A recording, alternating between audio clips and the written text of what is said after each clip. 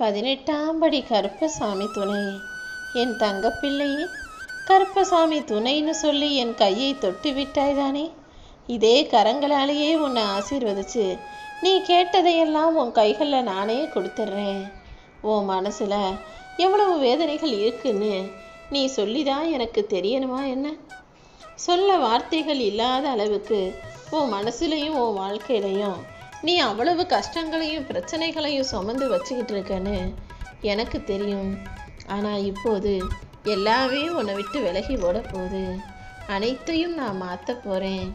உன் வாழ்க்கை முறைகளையும் நான் மாற்றி அமைச்சு உன்னை நல்ல நிலைமைக்கு கொண்டு வர போகிறேன் என் செல்லமே. உன்னை சுற்றி இருக்கிற எல்லாரும் ஒவ்வொருத்தரும் ஒவ்வொரு விதமாக இருந்தாலும் நீ எப்போதும் மாறாமல் நீயாகவே இருந்துவிடு. என்னை நம்பி நீ சரணடைஞ்ச பிறகு உன் குடும்பத்தில் வரக்கூடிய பிரச்சனைகளையும் உனக்கும் உன் துணைக்கும் வரக்கூடிய பிரச்சனைகளையும் பெருசாக நினைக்காத. குறைகளே இல்லாத மனிதர்கள் இங்கு யாருமே இல்லை. எல்லாரும் சில சில விஷயங்களில் தப்பு செய்கிறவங்களாகவும் தவறு செய்கிறவங்களாகவும் இருக்க தான் செய்கிறாங்க.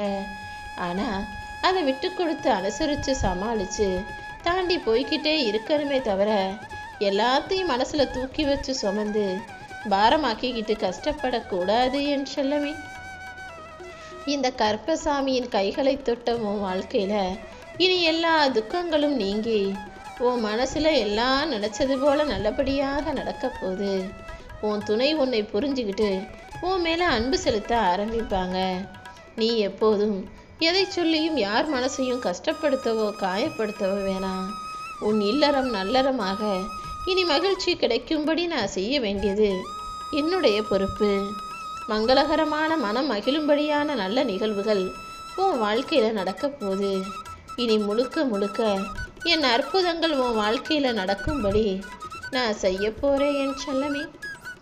இத்தனை நாளாக நீ எதுக்காக காத்துக்கிட்டு இருந்தியோ அது இப்போது நிறைவேறப்போகுது. நானும் உனக்கு துணையாக இருந்து நல்லதை நடத்த போகிறேன். பொறுத்தது பொறுத்துட்ட. இத்தனை நாள் கஷ்டப்பட்ட நீ இன்னும் ஒரு சில நாட்கள் கொஞ்சம் பொறுத்துக்கிட்டினா நான் நிச்சயமாக உன் கூடவே இருந்து நல்லதை நடத்தி கொடுத்துருவேன். கஷ்டம் வரும்போது கலங்கி நிற்காம அப்பா கருப்பான்னு என்னை கூப்பிட்டினா உன்னை காப்பாற்றுறதுக்காக நான் ஓடோடி வருவேன்.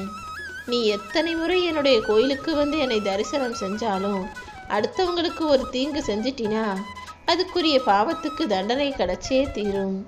அதனால தான் எப்போதும் யாருக்கும் தீங்கு செய்யும் எண்ணம் உனக்கு வரவே கூடாதுன்னு நான் அடிக்கடி சொல்லிக்கிட்டு இருக்கேன். நான் உன் வாழ்க்கையில் உன்னை பார்த்துக்கிட்டும் கண்காணிச்சுக்கிட்டும் தான் இருக்கேன்.